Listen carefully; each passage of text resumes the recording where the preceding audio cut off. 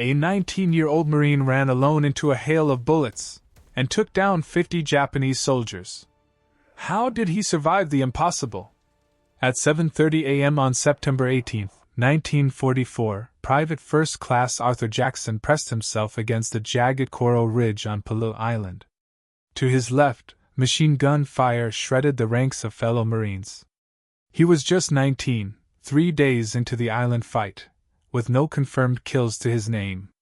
The Japanese had transformed the southern peninsula into a fortress, 12 concrete pillboxes, each bristling with 5 to 35 enemy soldiers, arranged in a crescent across the coral ridges. When the 1st Marine Division had landed, they expected a swift, 4-day operation. Major General William Rupertus promised the island would be secure by the weekend, but he was off by 70 days. D-Day had been brutal. Over 1,300 Marines fell on the beaches as the Japanese abandoned old suicidal tactics. No more running blindly into American fire. Colonel Kunio Nakagawa had built a network of caves and concrete bunkers, connected by half a mile of tunnels. They let the Americans come to them, and the Americans were bleeding for every inch. By September 18th, Jackson's regiment, the 7th Marines, had suffered 70% casualties. 7 out of 10 men who landed with them were dead or wounded. Jackson's mission was clear: push through the southern sector, clear the pillboxes blocking the road to the airfield. But the obstacles were lethal. The Japanese pillboxes were built into coral ridges, walls 3 feet thick, overlapping fields of fire. Strike one, and 2 more would cut you down from the sides. Grenades bounced harmlessly off the concrete. Bullets ricocheted back at the attackers. Marines who rushed the positions ended up as bloody piles in front of impenetrable walls. That morning, Jackson's platoon had advanced 200 yards before the left flank stalled. A large pillbox dominated their path. Every move drew fire. 3 Marines had already died trying to find a way around it. Normally, tanks or artillery would solve the problem, but Peleliu's steep, narrow coral ridges made that impossible. Someone had to cross 150 yards of open ground and take the pillbox from close range. The math was terrifying. A man running across open ground at 15 yards per second had 10 seconds of exposure. A Japanese Type 92 machine gun fired 450 rounds per minute, enough to send 75 bullets into that space in 10 seconds. The pillbox had at least 2 guns. No one should survive that crossing. Everyone knew it. Jackson knew it. But he also knew something else. Every second his platoon stayed pinned down, more Marines would die. Waiting for a solution that might never come was another way to die. Jackson readied his Browning automatic rifle, loaded a fresh magazine, and stuffed as many grenades into his pockets as he could. The 150-yard stretch of coral between him and 35 Japanese soldiers seemed endless in the morning sun, already climbing past 100 degrees Fahrenheit. At 19, he decided to do the impossible. He didn't wait for orders. He didn't coordinate. He just ran. The bar, 19 pounds fully loaded, swung at his hip, firing 30 caliber rounds at 550 per minute. Accuracy wasn't the point, suppression was. Bullets forced the Japanese gunners to duck. Seconds were all he needed. 100 yards, 80, 60. His first magazine emptied. He dove behind coral, loaded another, and sprinted again. The Japanese recovered, bullets tearing the coral around him. 40, 30, 20 yards. Then he reached a blind spot next to the main firing slit. Jackson had more than bullets. White phosphorus grenades, fragmentation grenades, and 40 pounds of plastic explosives awaited him, carried by a fellow Marine. One grenade ignited immediately. Soldiers stumbled from the pillbox, flames devouring their uniforms. Jackson shot them as they emerged. But 35 defenders remained. He shoved the plastic explosives into the firing slit and sprinted for cover. The explosion lifted the pillbox off its foundation. Debris rained down. When the smoke cleared, 35 Japanese soldiers were dead. 200 yards ahead, 11 more pillboxes still poured fire. Logical men would fall back, but Jackson wasn't stopping. Reloading, Gathering grenades, he moved to the next target. The second pillbox had 5 defenders. Jackson used the coral formations to approach undetected, crawling the last 30 yards. Grenades spent, he used his bar, firing down a ventilation shaft. Bullets ricocheted inside, killing the soldiers where they stood. 2 pillboxes down, 10 more to go. The third and fourth positions supported each other, covering the approaches of their neighbor. Jackson found a narrow corridor, 8 feet wide, and sprinted through it. He jammed the bar into the firing slit, emptied magazines, threw grenades. 4 pillboxes destroyed in less than 20 minutes. Approximately 50 Japanese soldiers killed. Low on ammo, overheated bar, burning hands, still he moved. The 5th pillbox had a rear tunnel. A Japanese soldier lunged from it. Jackson spun, fired from the hip. The soldier fell back into his tunnel. Seconds later, Jackson was firing into the passage, clearing the bunker. The 6th pillbox sat on high ground, visible from 200 yards. Alone, Jackson would not survive, but a Marine rifle squad appeared, 6 men. Coordinated, they attacked from multiple angles, allowing Jackson to climb the ridge and fire into the ventilation shaft. 6 pillboxes destroyed. Japanese counterattacks began. 40 enemy soldiers emerged to seal the breach. Jackson scavenged grenades and ammunition from fallen soldiers, improvised rounds for his bar. Together with the 3 surviving Marines, he prepared to assault the 7th pillbox. The final triangle of 3 pillboxes was the toughest. Jackson led a coordinated assault. Crossing 60 yards of open coral, Marines fell, but speed and training kept them moving. Grenades, bar fire, ventilation shaft tactics, pillboxes fell one by one. Jackson sustained a grazing wound, leg weakening, blood soaking his uniform. At 9:33 a.m., the last pillbox fell. In 90 minutes, Arthur Jackson had destroyed 12 pillboxes, killed 50 Japanese soldiers, and broken the southern defensive line. Marines advanced. Jackson had survived. Navy corpsmen treated his wound. 3 days later, still limping, he was back in combat. Word of his assault spread, reaching division headquarters and eventually Admiral Chester Nimitz. A Medal of Honor recommendation was submitted, detailing every pillbox and kill. On October 5, 1945, President Harry Truman awarded him the Medal of Honor.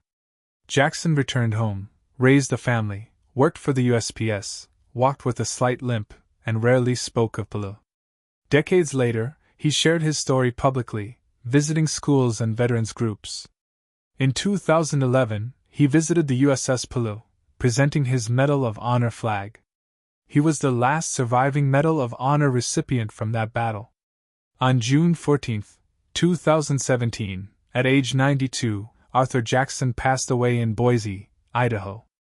A single 19-year-old Marine had faced 50 Japanese soldiers and lived to tell the story.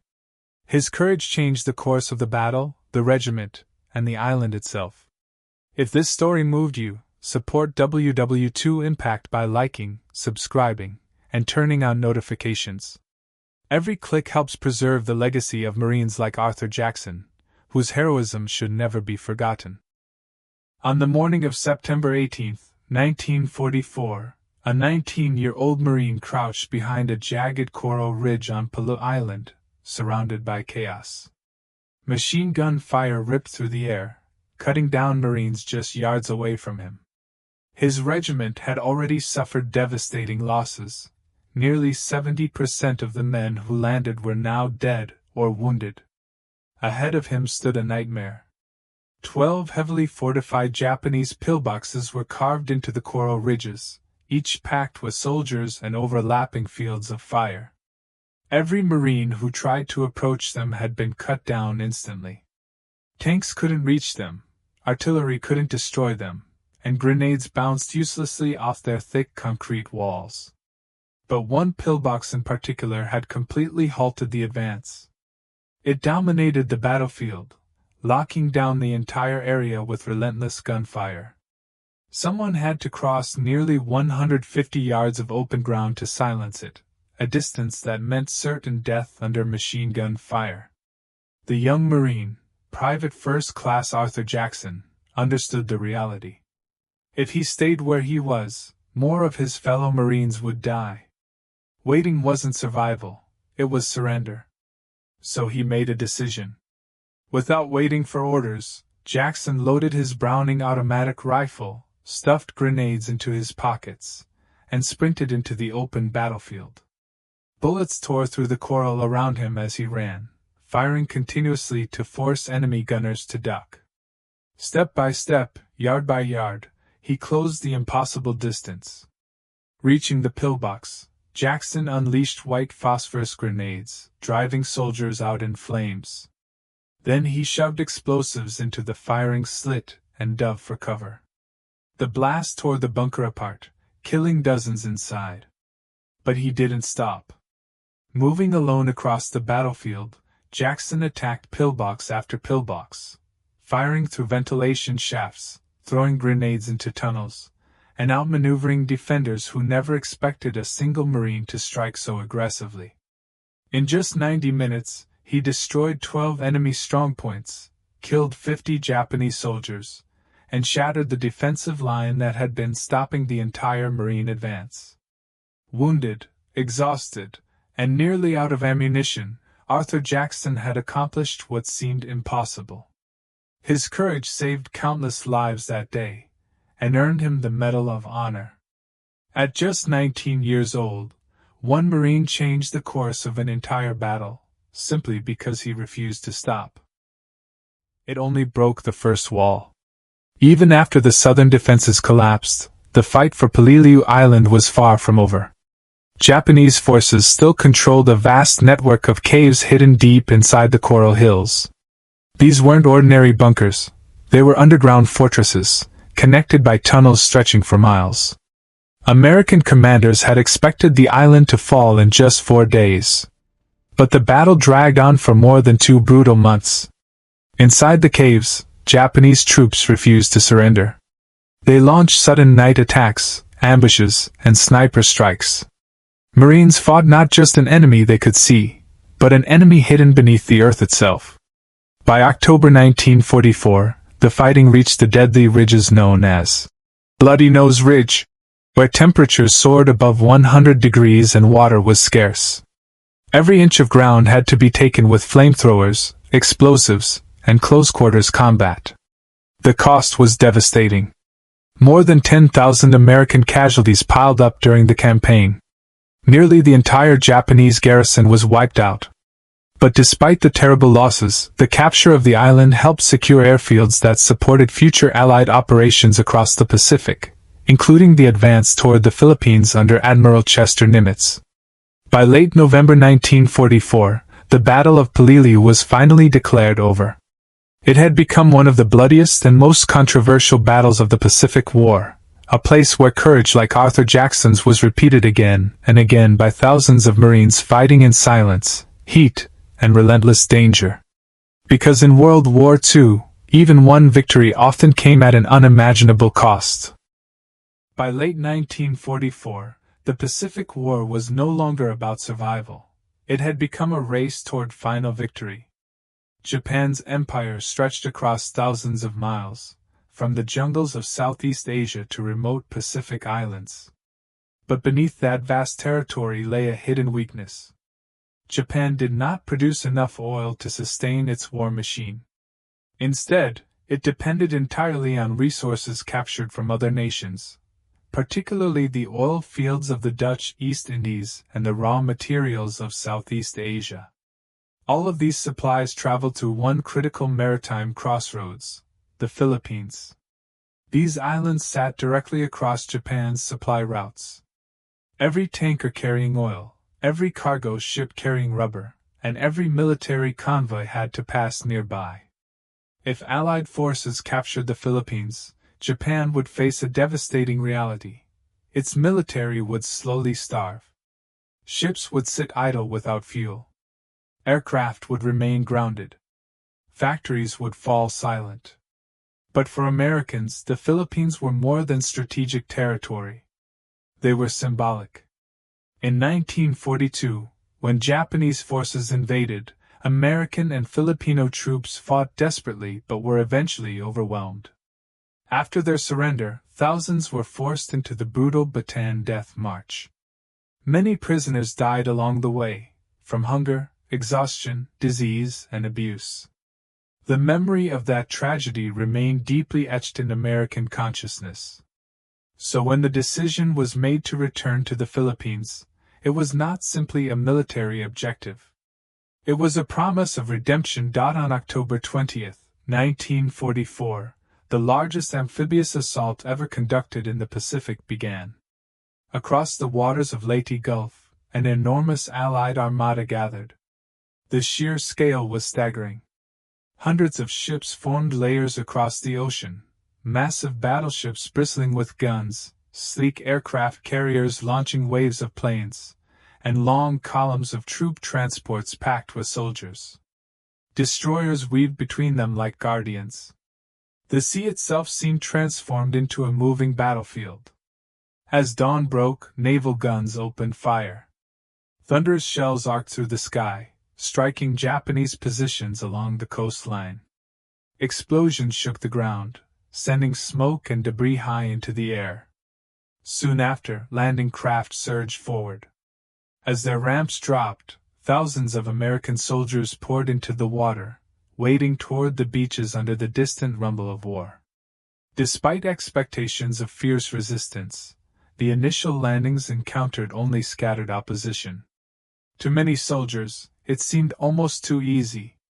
But this apparent calm masked a far more dangerous threat waiting beyond the shoreline. Japanese military leaders understood the consequences of losing the Philippines. Without these islands, their empire would be cut off from vital resources, and the war would become impossible to sustain. Facing this reality, they developed a bold and desperate strategy known as Operation Shogo. The plan relied on deception and coordination across multiple fleets. Japanese aircraft carriers, though weakened, would deliberately expose themselves to lure American carrier forces away from the invasion zone. At the same time, powerful surface fleets, including battleships and heavy cruisers, would converge from different directions.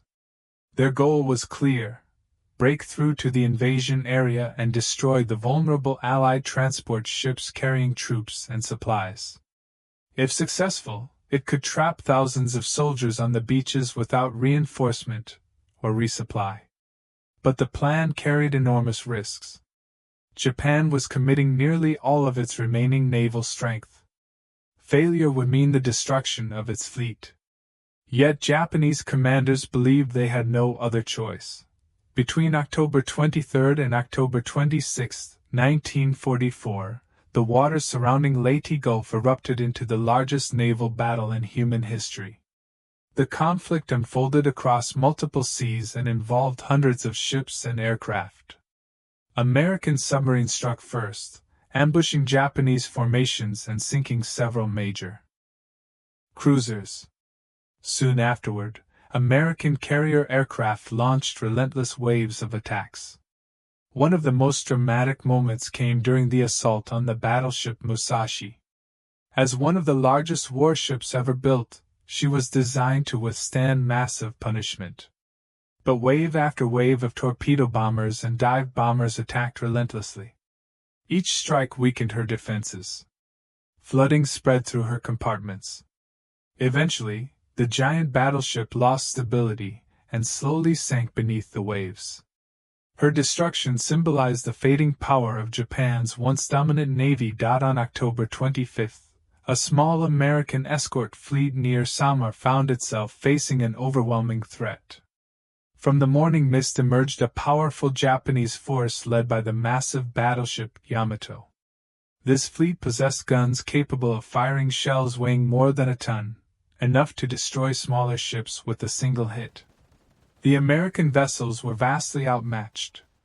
They included lightly armed escort carriers and destroyers designed primarily for defense, not direct confrontation. Yet retreat would expose the vulnerable carriers. So instead, the American destroyers launched a daring counterattack. They charged toward the enemy, firing torpedoes and creating smoke screens to shield the carriers. Pilots launched aircraft with minimal fuel and ammunition, attacking heavily armored battleships in desperate strikes.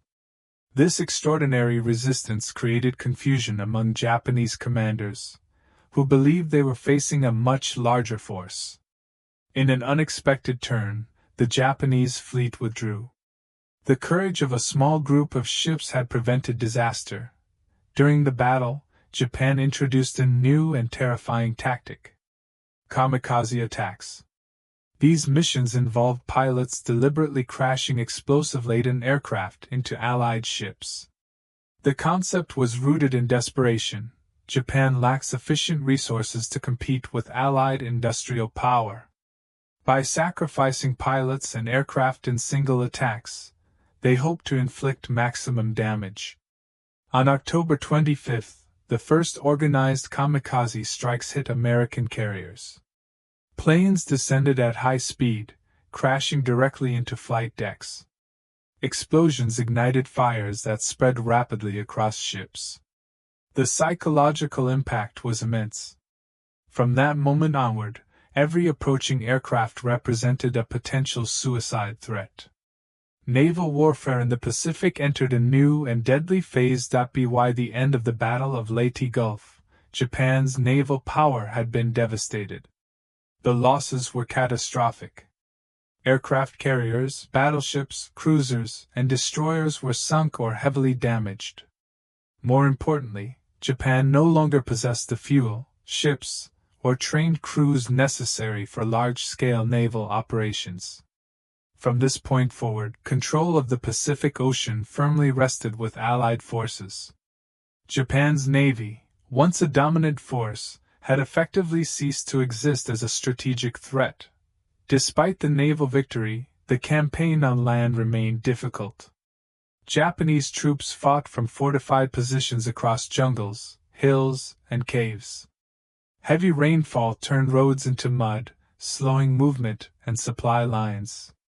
Disease, exhaustion, and constant sniper attacks added to the challenges faced by Allied forces. Yet step by step they advanced. By December 1944, the island of Leyte was secured. Attention then shifted toward the ultimate objective, the liberation of the Philippine capital. In early 1945, Allied forces advanced toward Manila. The battle that followed became one of the most destructive urban conflicts in the Pacific War. Japanese defenders turned buildings into fortified strongholds. Street-to-street combat raged for weeks. Civilians were caught in the middle of intense fighting. By the time the battle ended, much of the city lay in ruins. But Manila was free. And General Douglas MacArthur had fulfilled his promise to return. The capture of the Philippines marked a decisive turning point. Japan's supply lines collapsed. Fuel shortages crippled its military operations. Its ability to sustain the war rapidly declined. From that moment forward, Allied forces moved steadily closer to Japan's home islands. Within less than a year, the war would finally come to an end. The battles after Peleliu were immense in scale and impact. But each victory was built upon sacrifice. From remote coral ridges to vast ocean battles and shattered cities, countless individuals contributed to the final outcome. Their courage shaped the course of history. Because in World War II, the path to victory was not defined by a single battle, but by the relentless chain of sacrifices that followed one after another.